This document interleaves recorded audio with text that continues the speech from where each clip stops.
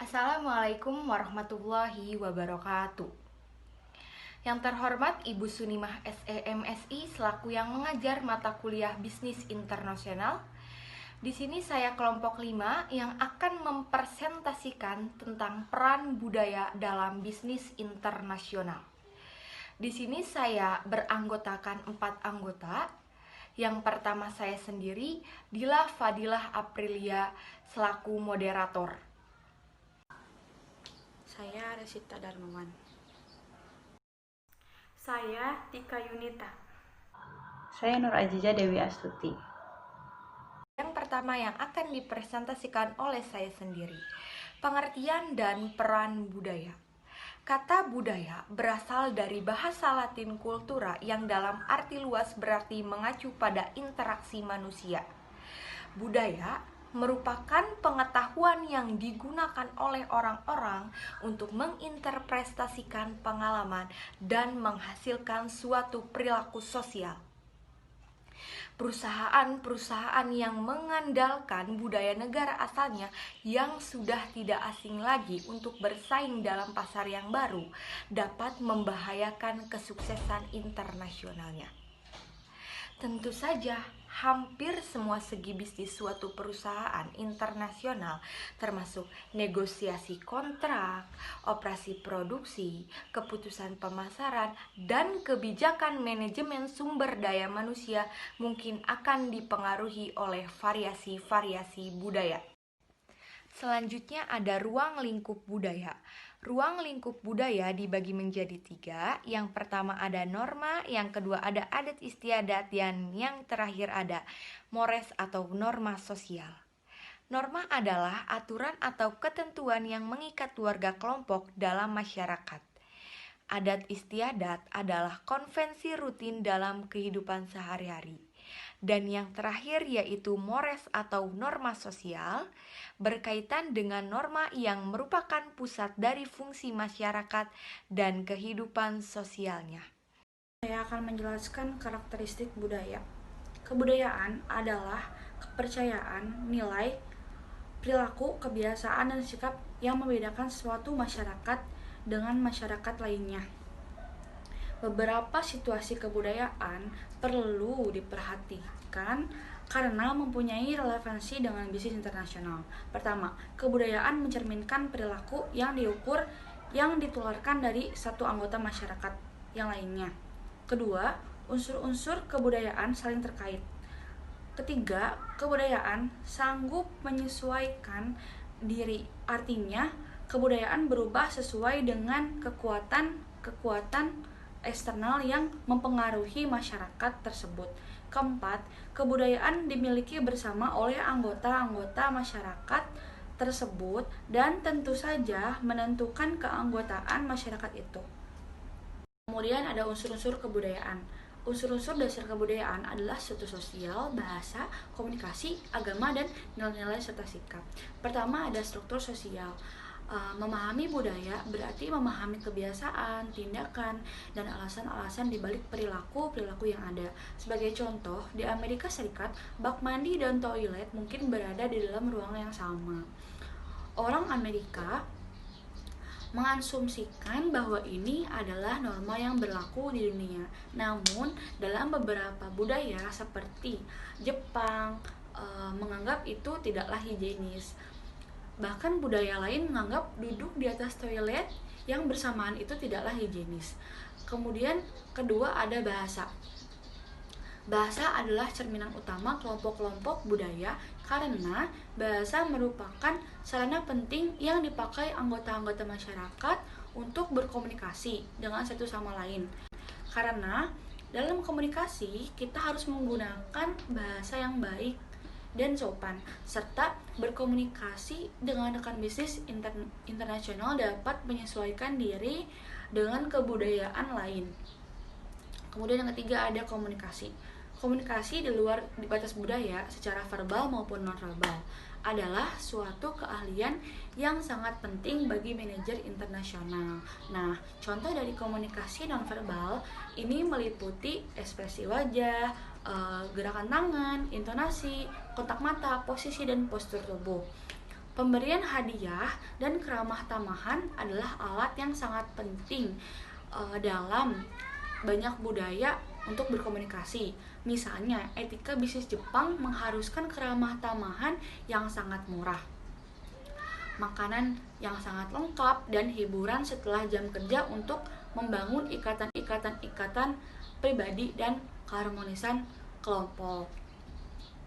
Kemudian yang keempat ada agama. Agama adalah aspek penting masyarakat. Agama mempengaruhi bagaimana cara anggota-anggota masyarakat yang berhubungan dengan yang lain dan dengan pihak luar.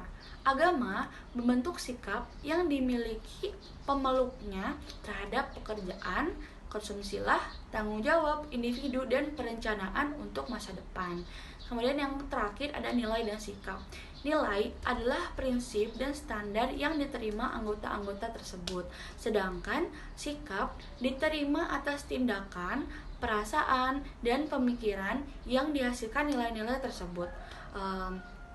Sikap budaya terhadap faktor-faktor seperti waktu, umur, pendidikan, dan status mencerminkan nilai-nilai dan pada perilaku-perilaku dan kesempatan yang tersedia bagi bisnis-bisnis internasional dalam suatu negara tertentu. Seperti itu. Di sini saya akan menjelaskan tentang pendekatan kelompok budaya. Pendekatan kelompok budaya adalah teknik lain dalam mengklasifikasi dan memahami budaya-budaya nasional seperti antropolog, sosiolog, dan para sarjana bisnis internasional telah menganalisa faktor-faktor seperti kepuasan kerja, peran kerja, dan hubungan antar pribadi di tempat kerja dalam upaya mengenal kelompok-kelompok negara yang memiliki nilai-nilai budaya serupa yang dapat mempengaruhi praktik bisnis internasional. Banyak bisnis internasional secara naluriah menggunakan pendekatan kelompok budaya dalam merumuskan strategi-strategi internasionalisasi mereka. Selanjutnya, manajemen internasional dan perbedaan budaya. Memahami budaya-budaya baru. Ketika berhadapan dengan budaya baru, banyak bisnis internasional melakukan kesalahan dengan mengandalkan kriteria acuan pribadi, self-reference criterion, yaitu penggunaan tanpa sadar budaya sendiri seseorang untuk membantu menilai lingkungan-lingkungan baru. Pelaku bisnis internasional yang berhasil yang berpergian ke luar negeri harus ingat bahwa mereka adalah orang-orang asing dan harus mencoba bersikap sesuai dengan aturan-aturan budaya yang berlaku. Ada sejumlah cara untuk memperoleh pengetahuan tentang budaya-budaya lain guna untuk mencapai kecakapan lintas budaya, cross-culturalization. Yang pertama, konvergensi budaya, yaitu penggabungan beberapa macam budaya yang berlaku dalam masyarakat menjadi satu budaya dominan yang ada di dalam masyarakat. Yang kedua, pemahaman budaya beserta proses akulturasi, yaitu proses di mana orang-orang bukan hanya memahami budaya asing, namun juga mengubah dan menyesuaikan perilaku mereka guna menjadikan lebih sesuai budaya tersebut. Akulturasi sangat berperan penting bagi manajer negara pendatang yang sering berinteraksi dengan penduduk negara. Tujuannya, misalnya manajer pabrik dari negara atau direktur pemasaran yang bekerja di negara asing pada anak perusahaan di luar negeri. Di sini saya akan menjelaskan dampak budaya dan globalisasi bisnis. Kebutuhan memahami silang budaya adalah biaya untuk menjalankan bisnis untuk meraih keunggulan, yaitu dengan cara negosiasi lintas budaya dan mengatasi konflik antar budaya. Negosiasi lintas budaya terdiri dari yang pertama, pelajari budaya tuan rumah, yang kedua, kembangkan sensitivitas terhadap penggunaan waktu, yang ketiga, dengarkan dengan seksama, yang keempat, belajar menoleransi ambiguitas, dan yang kelima, cobalah untuk menempatkan persetujuan. Lalu ada mengatasi konflik antar budaya. Yang pertama itu terbuka, yang kedua tidak terburu-buru, yang ketiga jaga konflik berpusat pada ide bukan pada orangnya, dan yang keempat mengembangkan teknik untuk menghindari konflik. Selanjutnya ada pemasaran lintas budaya. Yang pertama yaitu masalah produk. Memodifikasi produk untuk memenuhi kebutuhan lokal. Contoh warna kemasan produk, misalkan untuk negara Belanda warna biru. Di Belanda warna biru melambangkan warna hangat, tetapi berbeda dengan di Iran. Warna biru melambangkan warna kematian. Yang kedua masalah promosi.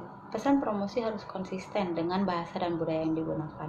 Contoh Chevrolet Nova tidak terjual baik di Amerika Selatan, karena dalam bahasa Spanyol, Chevrolet Nova memiliki arti yaitu mogok. Dan yang ketiga yaitu masalah harga. Harga murah tidak bisa dipandang sama di semua negara. Contoh di Amerika Serikat, McDonald dipandang murah, tetapi di Amerika Latin McDonald dipandang mahal. Lalu yang keempat yaitu masalah distribusi. Sistem distribusi pun tidak bisa dipandang sama di semua negara. Contoh sistem distribusi tradisional Jepang. Untuk produk Apple memakan waktu lama dari mulai diperkenalkan sampai dengan dibeli konsumen Jepang. Berbeda dengan di Amerika yang cepat dibeli oleh konsumen Amerika. Kesimpulan dalam presentasi kali ini adalah kegagalan serta kesalahan pola budaya dapat disebabkan oleh adanya kesalahan penafsiran budaya. Untuk kesuksesan perusahaan, maka seharusnya mengadakan riset terlebih dahulu bagaimana budaya suatu negara tersebut agar pola budaya perusahaan dapat disesuaikan dengan kultur negara tersebut. Terima kasih atas perhatiannya, kurang lebihnya mohon maaf. Wassalamualaikum warahmatullahi